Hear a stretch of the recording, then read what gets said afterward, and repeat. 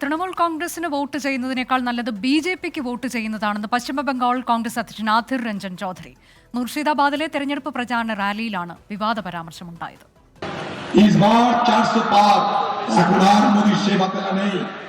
Survey বলছে মোদির এই মুহূর্তে 100 সিট মোদির হাত থেকে বেরিয়ে গেছে, আরো সিট কমার দিকে চলেছে। তাই ভুল করবেন না, কংগ্রেস এবং বামকে জেতানো জরুরি।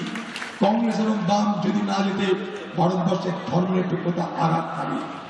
তৃণমূলকে ভোট দেওয়া মানে তার থেকে ভালো বিজেপিকে ভোট দিয়ে দিন আপনারা। তৃণমূলকে ভোট দেওয়া মানে তার থেকে অনেক ভালো বিজেপিকে ভোট দিয়ে দেওয়া।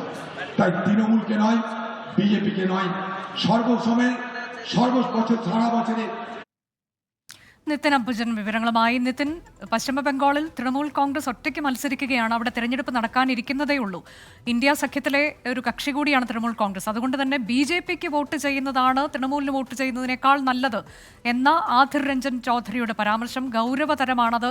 ആ ഗൗരവത്തിൽ പാർട്ടി എടുക്കാനുള്ള സാധ്യതയുണ്ടോ? പ്രത്യേകിച്ച് തെരഞ്ഞെടുപ്പ് അടുത്തിരിക്കെ നടത്തിയ പരാമർശം.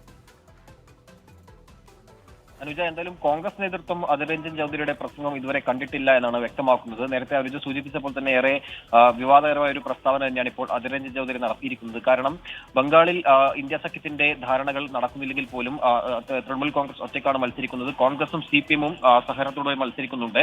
അതേസമയം തന്നെ ഇന്ത്യ സഖ്യത്തിലെ ഒരു പാർട്ടി കൂടിയാണ് തൃണമൂൽ കോൺഗ്രസ്. ഈ ഒരു സാഹചര്യത്തിൽ ബംഗാളിൽ തൃണമൂൽ കോൺഗ്രസ് വോട്ട് ചെയ്യുന്നതിനേക്കാൾ നല്ലത് BJP-ക്ക് വോട്ട് ചെയ്യുന്നതാണെന്നുള്ള ഒരു പ്രസ്താവന സ്വാഭാവികമായിട്ടും വലിയ ഗൗരവകരമായ ഒരു പ്രസ്താവനയാണ്. എന്തായാലും BJP-യുടെ മുതിർന്ന നേതാക്കളടക്കം ആധിർ രഞ്ജൻ ചൗധരിയുടെ ഈ വാക്കുകളെല്ലാം തന്നെ ഇപ്പോൾ സമൂഹ മാധ്യമങ്ങളിൽ പങ്കുവച്ചിട്ടുണ്ട്.